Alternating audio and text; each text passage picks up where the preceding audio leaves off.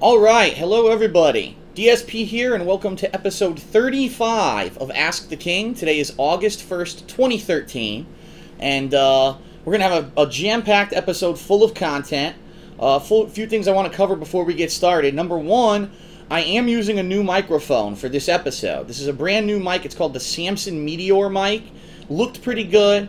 I was having problems with my Blue Snowball mic that I've been using for the past several months. It was kicking on and off, and I couldn't understand why. I had to start whacking it to get it to work.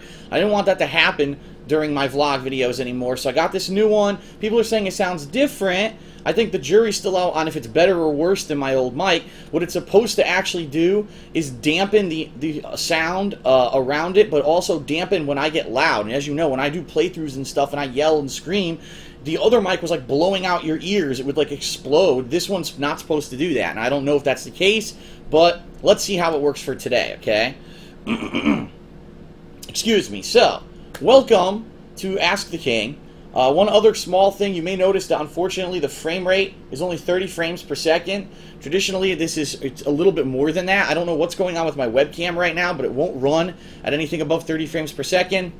I don't think it's that big of a deal anyway. I am looking into possibly getting a camcorder, excuse me, that I can use for these vlog-style videos, in which case it'll be really high-quality video, full 60 frames per second, but I want to make sure I can find one that works as a webcam that can do live streaming, okay? But anyway, I digress. Just a few things, housekeeping things before we get started today. So, today, we've got questions from my website, thekingofhate.com. We've got questions from Twitter and Facebook. And as always, with Ask the King, since I've been live streaming it, we are now going to be accepting questions from the stream chat. Okay? So, we're going to open up a raffle in the stream chat by which you can submit your questions. Alright? I don't know if it's opened yet, so I don't know why everyone's trying to put in raffle questions, because I never said that the raffle was open. Everyone's going nuts in the stream chat. She's going raffle, raffle, raffle. I didn't know if it was open yet or not. People are saying it's open. Okay, so you can submit your questions via the stream chat right now. And that'll be the last segment of Ask the King, is that I will pull random questions from the stream chat to answer, okay? But I have many interesting questions I have hand-selected for this episode. The way that it's going to work is it's probably going to be 3 segments, probably around a 20 to 25 minute segment. Take a quick break. If you're watching this on stream, it's going to be a commercial break, and then just stick around because I'll come right back. If you're watching this on YouTube, no problem. All I'm going to do is just cut the video. It'll be a three-parter, okay? That's how it's going to happen. So without further ado, let's get started. Actually, I have, for the second time in a row, unfortunately my printer's been on the fritz. So what I'm going to do here is read the questions straight off of my laptop that I have next to me, and we're going to do it that way, okay? Alright, so the very first question for this episode, alright, comes from Ranzer SSF4, and he asks, Phil, what is your favorite Pixar movie? I asked you this question many times before because I saw that you have many Pixar films such as Up and Toy Story in your DVD collection after watching your condo tour videos from last year. So after he asked this, his diligence has paid off. He asked me the question so many times, I've decided to answer it, okay? There are a lot of Pixar movies that I've enjoyed over the years. As he mentioned, Up is one of them. I think it was Monsters. Monsters, Inc. was also Pixar, and I really enjoyed that one. But out of all of them, I do have to say the Toy Story series is my favorite. It was pretty much Toy Story were those 3D animation movies that started the whole craze of these movies to begin with in the 90s. And I just thought it was a really cool, endearing story about how somehow toys can come to life and how they have involvement in the lives of the children who play with them. And it was really good, well done. At that point, it graphically, you know what I mean, was very complex, very detailed. People loved it, blew people away. Kind of laid the groundwork for all the future 3D rendered movies that came out, and now they're pretty much commonplace, in the movie world of Hollywood. So I would probably say the Toy Story series is my favorite. Toy Story 1 and 2 were really good, but I think Toy Story 1 is the best one out of the whole series. I've seen all 3. But the sequels were also pretty good as well. But that's just my personal picks. I know other people, oh, well, I like Cars, and I like this and that. Well, I like the originals, okay? Alright, next question. This one is from, let's see. Oh, from Hazard. Cool. Hazard asks, He says, as you know, Phil, I suggested that you play classics from the 5th generation of gaming, which would include consoles such as the PlayStation 1, Nintendo 64, and Sega Saturn. Whether you choose to ever play these games or not is not really the focus of my question. My question is, what are your most memorable experiences during that era of gaming? So we're talking PS1, Nintendo 64, Sega Saturn. I guess we'll start with the Saturn because I think the Saturn and the Nintendo 64 I actually played around the same time, and I got the PlayStation a little bit later. The Sega Saturn, primarily the only reason I bought it, it's a funny story.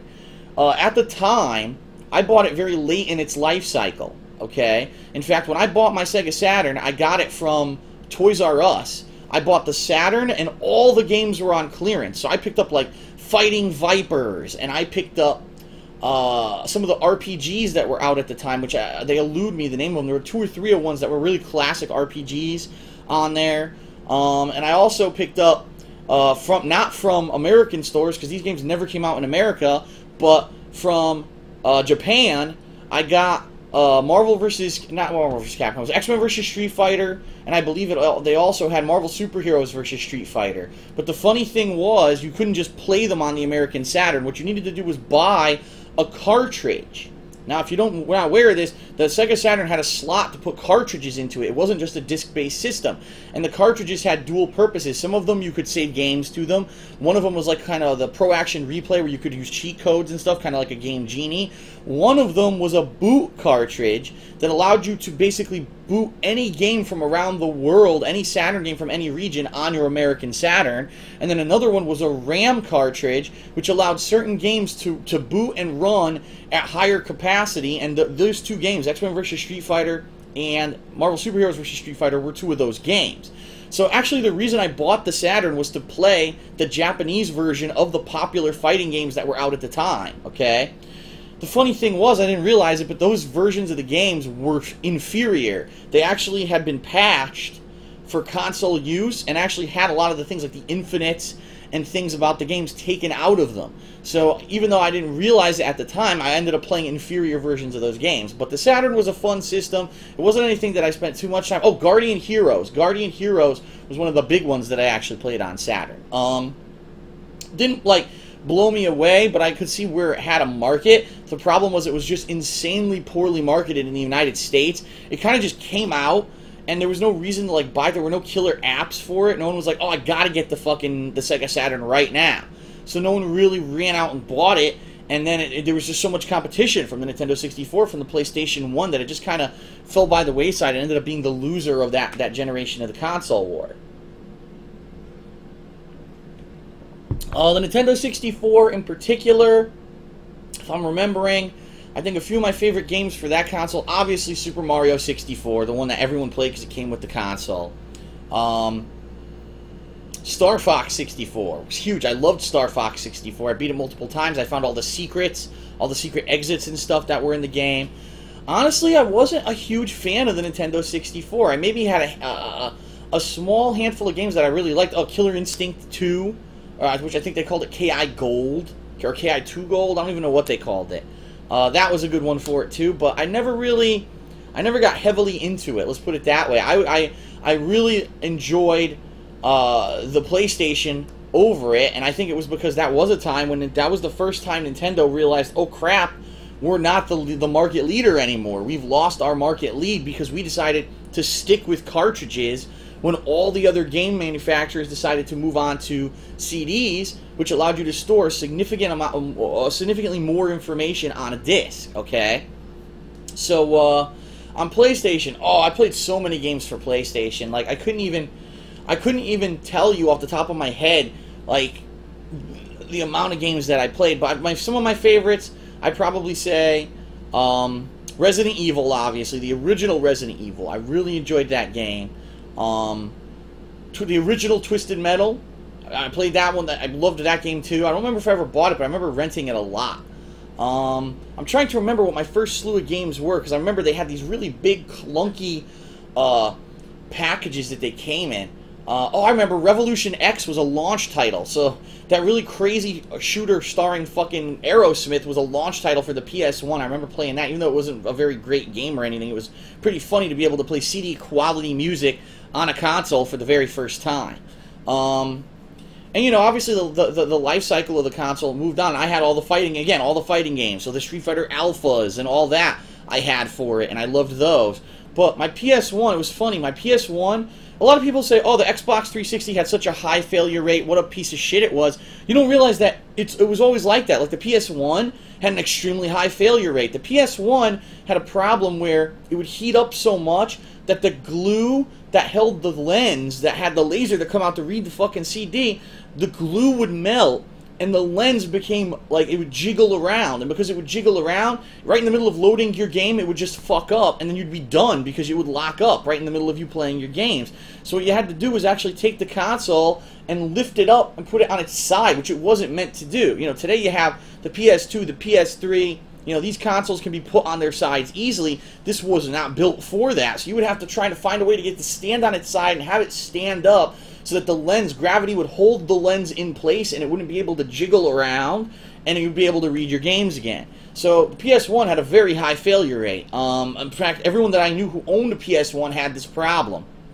So, you know, even though it's funny that you compare it to modern times, oh, the Xbox 360, I owned 5 of those. Well, most people back then ended up buying multiple PS1s or trying to find really weird ways to jerry-rig it to actually read their games. And even then, there were major problems. I remember playing Resident Evil, the original Resident Evil, and it fucking locking up and fucking up right in the middle of me playing the damn game. I was like, so frustrated because you're in the middle of a great game and your experience gets ruined and you have to go back to the previous save if you could even get the damn game to load at the time.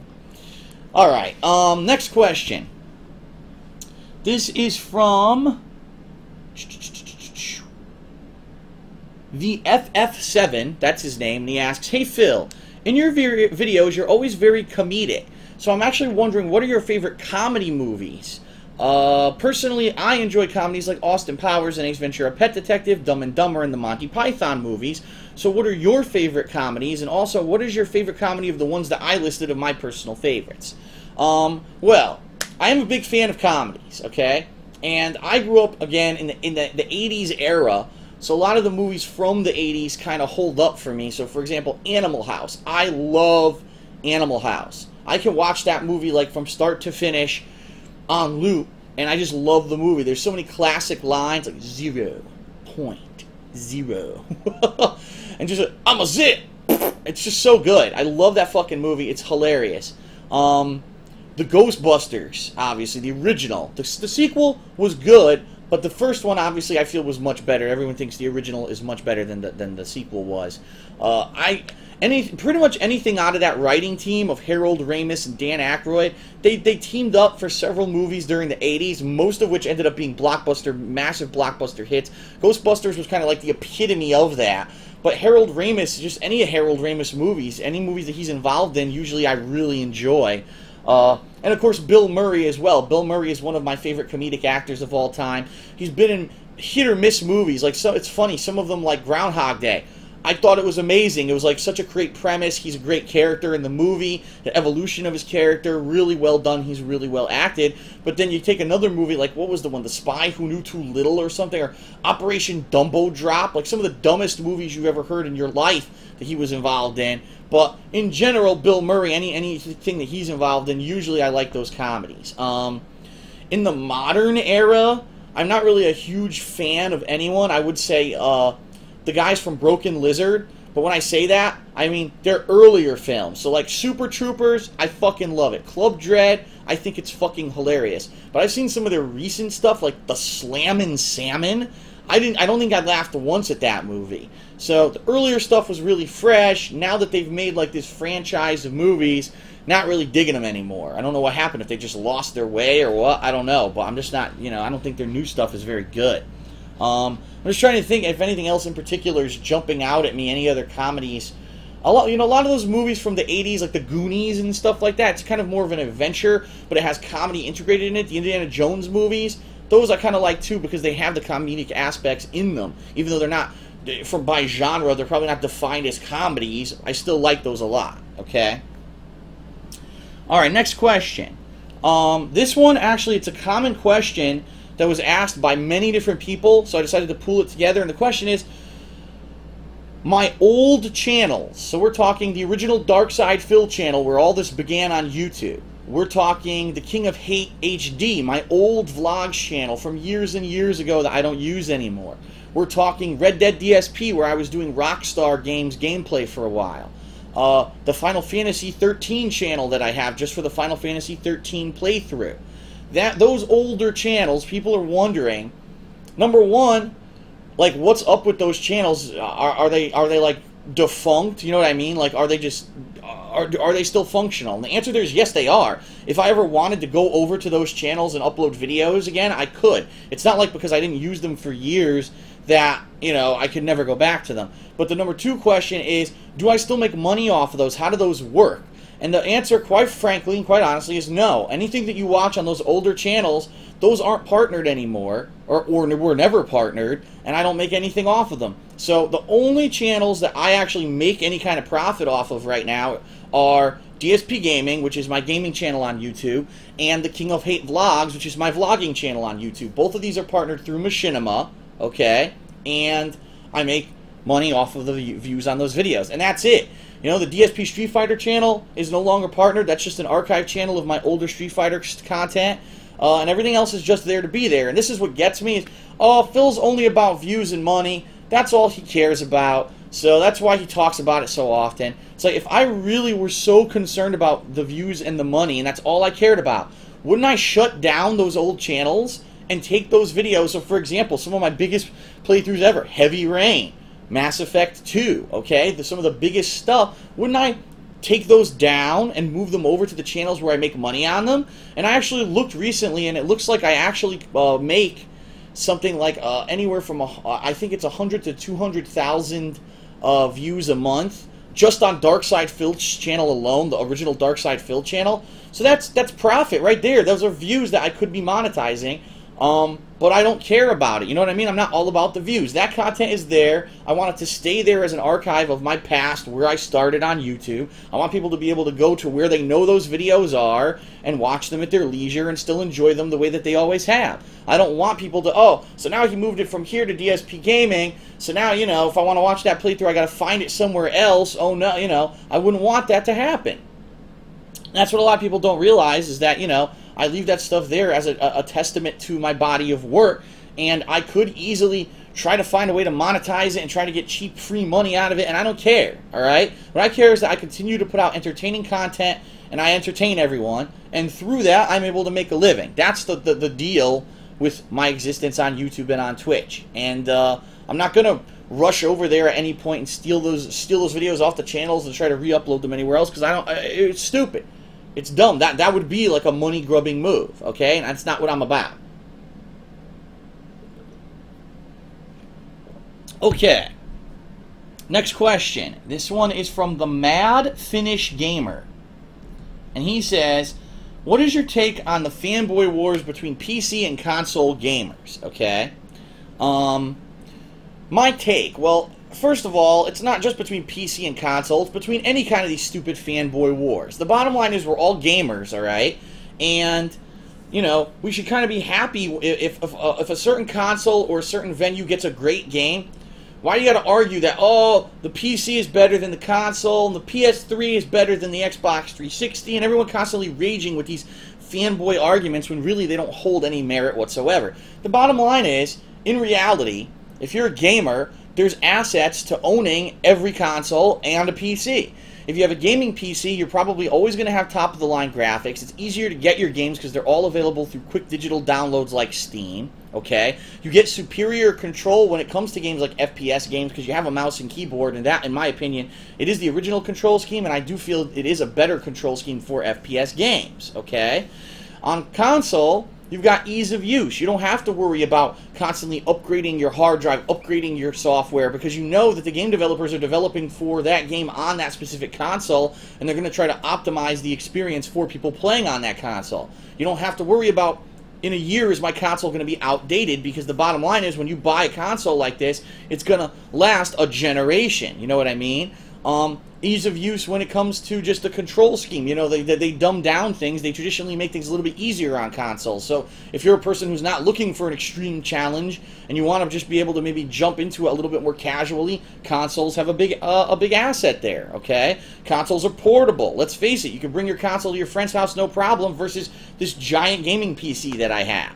So there's pros and there's cons to everything. So to say that one is definitively better than the other, and I'm a fanboy of a PC, and I'm the PC elitist, neckbeard, and you know, we are the best, it's ridiculous, because it all depends on the individual and what the individual is looking for, and also your budget and your means. You know, a console may be the only viable solution for someone looking to be playing serious video games because maybe they can't afford a gaming PC, or they don't have the know-how to purchase the cheapest or the cheaper components and be able to build them and make their own PC. Maybe they don't have that training and they would have to buy a retail PC and pay top dollar for it because they don't have that expertise. Not everyone has it, okay? So there's no reason for one group to ever attack the other. I don't understand how there are these giant, oh, I am the PS3 and the PS3 is the best, Sony is the best, and then on the other side you got no, Microsoft the best, and then you got no, I stand by Nintendo, and then you got no, fuck that, PC Master Race. It's all just fluff to me. It's so silly to see these ridiculous arguments when really we're all gamers and we should just care about the games in general. We shouldn't be caring about what platform you're playing on it. It's just so dumb in my opinion. Okay, next question is from Industrial Gamer, okay, and this is a good one. He says, Phil, now that both the PlayStation 4 and the Xbox One are confirmed to have HDMI-only video output, will this, and what he means is the wire to HDMI cable, they don't have the old component outputs like the current gen consoles do, how will this affect your videos? If both consoles decide to enforce HDCP, if you don't know what that is, that's high definition copyright protection, how will this affect how you record? Many people are a little bit annoyed at the fact that there's no component or composite outputs, but considering how cheap HD TVs have become in recent days, I'd have to say it's probably not going to be that big of a deal. Also, with the Xbox One and the PlayStation 4 supporting streaming through Twitch TV and Ustream, how will this affect your streams? Lastly, both consoles are also supporting game DVR. And will this be an alternative for recording your gameplay over direct capture or that you're using currently, considering that you can take 15-second clips and put them together to be longer clips, okay? So there's a lot of questions involved in this question. It's a multifaceted question. The first portion of the question, all right, is how will the HDCP affect my videos? The answer right there is regardless if both the PlayStation 4 and the Xbox One end up using HDCP, what it is basically a technology that tries to prevent people from ripping Blu-ray movies. That's all it is. That's all they care about. They don't care about the gameplay footage. They care about someone trying to literally just put a Blu-ray in there and rip the raw video to their computer and then distributing it on the internet or making copies and selling the copies. That's what the HDCP protection is in there for, okay? So if both consoles have it, will it affect me? The answer is absolutely not. In fact, when I stream from my PS3 right now, many people don't know this, but the PS3 does have HDCP protection through HDMI, and I actually already have a setup that completely bypasses it. Now at a future date, when we get closer to the release of these new consoles, I may be actually doing, say, a walkthrough video of my setup showing you the equipment that I use to bypass the HDCP, okay? So the bottom line is, on day one, for both the Xbox One and the PS4, regardless of this HDCP protection, I will be able to both live stream and direct capture footage from them, no problem whatsoever, so that's not even a concern for me, okay? Now the second question that he asked, he says, since both consoles are supposedly going to have live streaming capability through Twitch TV, through Ustream, will I be using the consoles to stream? All right? The answer there, I'm going to tell you right now, is going to be a resounding no. And the reason that it's a resounding no is because, number one, neither console has really come out and explained how the voiceovers are going to work when you're doing gameplay. Sure, it's easy to stream raw gameplay, but what about my voiceover? Is it going to use only the Kinect? That's probably going to sound like crap. Is it going to allow the input of a microphone? How's that going to work? No one knows yet, all right? Number two, what about what I'm doing right now? Take a look. Look, I have a video overlay on my videos, okay? When I do my gameplay, I have the DSP Gaming logo in the bottom left-hand corner all the time. And the reason I do that is to brand my videos so that if someone goes ahead and tries to basically do, say, stealing my videos and uploading it to their own channel trying to get views, you can see right there, oh, look, he took it from DSP. There's your legal proof that that's DSP's video, okay? But in addition to all of that, okay, if I were using the consoles to live stream, what control are you going to have over the stream? Is there going to be a stream chat that you can control from the console? All right. What about running ads? As you know, here on Twitch TV, I run ads for commercial breaks. Will you be able to even control that from the console? Absolutely none of this has been discussed or revealed by both Microsoft and Sony. They haven't shown you the interface by which you can do this stuff. They just said, oh yeah, it has the capability, and they haven't elaborated on it. So if, you know, in the future there is some amazing capability to do what they're talking about, and it's full 720p quality, and you can do easy voiceovers, and you can control the ads, and you can maybe even do video overlays, then I would consider using the consoles. But the bottom line is, I have my own personal setup here, and it's perfectly fine. I don't think there's going to be any problems. I'm just going to continue doing what I'm doing. My stuff looks great, okay? Now, the third part of his question is, what about the game DVR? Am I going to be using the game DVR features of the consoles? And again, I have to say, probably not. Because the game DVR, they haven't explained if there's any capability whatsoever when you do record your gameplay. Can you edit it? Can you put it onto a PC? And a lot of people like the fact that you have the raw files, so later on if you want to do a game review, you want to do a montage. In my case, at the end of the year, I do my year-end series to top 10 videos. If all that stuff's stuck on the console, how the hell am I going to do that? I think that's a big turnoff for a lot of people who've already been doing gameplay videos. I love the fact that you get the raw file on your PC and you can manipulate it however you want, okay? So if you really want my opinion, what I think is going to end up happening on day one when these consoles are released, and a lot of people are kind of, this is coming to realization now, you're going to have kids. I'm not talking like people who are seasoned and know what they're doing.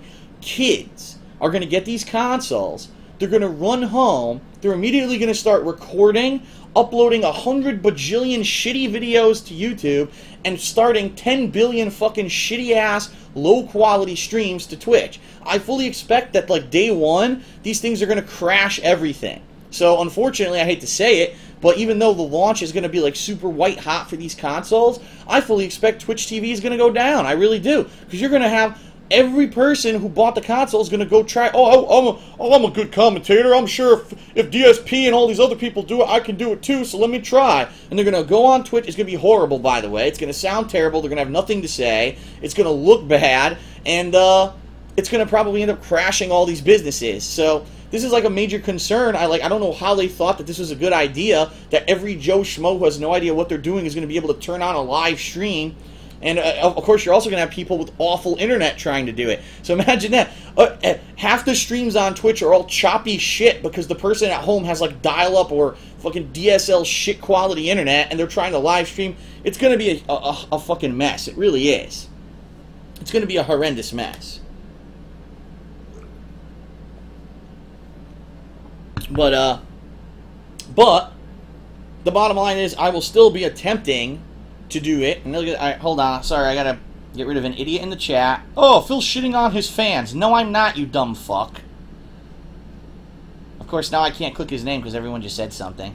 I love these idiots. Goodbye. Anyway.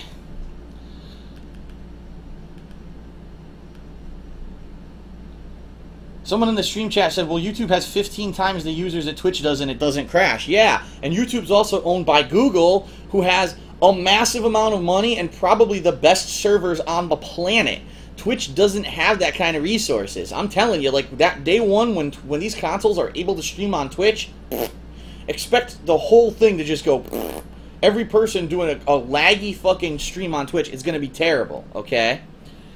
Alright, so anyway, that's what I feel. I mean, I'll be fine when these consoles launch. I'm just hoping that after a day or two the dust settles and I'll be able to be covering these consoles fully with no problems. I guess we'll see what happens with that, okay? Alright. we're probably going to end up start ending part 1 after 1 or 2 more questions, just so everybody knows. All right, so the next question, this one's from Jaws0014, and he says, "Hey Phil, many years ago you said that you were not a fan of the iPhone, but now I see that you have one. What caused this change of heart?" Well, first of all, here's the iPhone. Yes, I do own the iPhone 5, okay? Now, let's talk about this. Now, we're talking over 2 years ago, all right? We're talking before I even got my last phone. In a very early episode of Ask the King, I believe I was asked, Phil, what do you think of the iPhone and the iPad and all that? Now, at this point, I really didn't think that the iPhone or the iPad were like anything revolutionary. Do you really need to have a touch screen on your phone, okay? Do you really need a phone with a giant screen to watch videos and movies on it when you have a fucking giant TV right here in front of me in my living room? The iPad does everything that a laptop does, but with a touch screen, all right? Again, I didn't see any massive appeal to the iPad because at that point I was like, well, I could just use my laptop. Now, things change over time. Unfortunately, I have a back injury, and years of me uploading multiple videos to YouTube, what I used to have to do is babysit these videos overnight, and then as I babysitted them, I would have to constantly be getting up and down from my couch, up and down from my couch. Is it working? Is it not working? Oh, this one's done. I got to add this one to the playlist. It was a huge hassle for me to have to keep getting up and down from the couch. Now, could I have added a laptop on my coffee table here that I could have been doing the work from the laptop? Absolutely. Of course, the problem is then it blocks my TV. I got a laptop, my coffee table raises up, it's blocking my TV. So I said, gee, I wish there were some way that I could go on YouTube, check the uploads, and add things to playlists without having to have a laptop in front of me blocking my TV, or me every 10 minutes getting up from the couch again, going to the computer, coming back, all right? And that ended up being the first reason that I said, wow, that could be an actual use for the iPad. Now, how many people upload videos overnight to YouTube and this is a requirement for them for their work? Probably like, a couple hundred across the planet. So for those people, I found a use for the iPad. But for me, that was really the only use. And that was when finally I said, gee, maybe I should consider getting one. And then incidentally, my girlfriend wanted one for Christmas. I got her one. And she absolutely loved it. She showed me all the things she was doing on it. And I said, all right, well, you know what? I'm going to get one. Okay? So I ended up getting it. Is the iPad an amazing, blow me away, oh my god, end all be all, it's changed my life since I got an iPad? Absolutely not. In fact, most of the time, the only thing I use the iPad for is, number one, to talk to my girlfriend at night. We message each other back and forth. Number two, to check YouTube videos and add them to playlists. Number three, to actually read Twitter. I actually read Twitter now and interact with my Twitter fans through the iPad. In fact, that was a major change this year, is that I'm more interactive with my fans on Twitter on a daily basis. And that's primarily because I have the iPad to go on Twitter at night and talk back and forth with fans, all right? And number four, to mess around with stupid little games. So right now, every night I usually mess around a little bit with the Injustice app, or there's this other app, Marvel War of Heroes, and it's just silly little stuff. There's absolutely no crushing, amazing reason that I need an iPad. It hasn't changed my life. You know what I mean? I still have a laptop that I need to use for streaming. So it's not like it's some crazy device that changes your life. It really isn't. But it does have a few uses. My one main use is an exception to the rule that most people probably would never use. Now, you might say, okay, now he got an iPhone. Now Phil's really caving. Phil's an Apple fanboy because he got an iPhone. You want to know why I got an iPhone? There's one simple reason why I purchased this phone. Out of all the top-of-the-line phones that are available, this is the smallest. That's the only fucking reason I bought this phone. I don't care about any of the features. I don't care about Siri. I'm probably never going to use it. I don't care about Apple's got the best screen and it's got the... I don't give a shit. The reason I bought it is because it's the smallest phone. It's a normal-sized phone that I can use, okay? I went to the store and I said, show me the new BlackBerry. Now, previously I was a huge fan of BlackBerry because I have big thumbs. If you take a look there, my thumbs are actually pretty wide compared to other people's thumbs. And so when I actually go to text somebody, it's actually hard for me to text someone on a touch screen because the letters on a touch screen are so damn small. Let's see here if I can show you an example. Like if I were going to do a new message. Look how small those buttons are. I know it's very hard. There you go. Look how small those buttons are. Look at this. Look at my thumb. I push 4 of them when I put my thumb down. Look. So for me, it's actually harder for me to text now because I got an iPhone and it doesn't have a keyboard. I always liked cell phones that had keyboards because then you could physically feel the button, you could feel the click, you know that you're typing correctly on a phone with a keyboard. I had the BlackBerry Bold for 2 years. I absolutely loved the BlackBerry Bold. I had to get rid of it because the screen died, okay?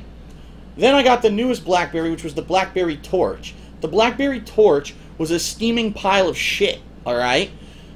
Literally like a month after I got the phone, the speakerphone died, the ringer died, it wouldn't play any audio whatsoever. I had to use a Bluetooth headset with it because I couldn't use speakerphone to hear anyone, alright? The thing heated up so fucking hot after like using it for a half an hour, you couldn't even hold it to your ear anymore. The BlackBerry Torch was an abortion of a phone. It really was just a hideous mess. I can't believe they even released it to the retail market. So after using the BlackBerry Torch for 2 years, I said, I gotta do something different. Because this company obviously is going down. And the funny thing is, in the news, BlackBerry just released their phone, the BlackBerry 10, and they said if this BlackBerry 10 tanks and no one buys it, the company's going to go out of business. Because they've made like 2 or 3 really crappy phones over the past few years, and they're getting horrible ratings. So people are just leaving the company, saying we're not going to go BlackBerry anymore. And let's be honest, who uses a BlackBerry? BlackBerry's kind of like last-gen technology for businesses and such. And really, that's probably the only reason they've survived is because they had these strategic partnerships with businesses, okay? So I went in with the mindset that I would look at the BlackBerry 10, but I was going to look at all the other top-of-the-line phones. So the BlackBerry 10 was a little smaller than this, but I was very weary to buy it. I was like, I just had the Torch. It was a steaming pile of shit. I don't want to get another bad phone.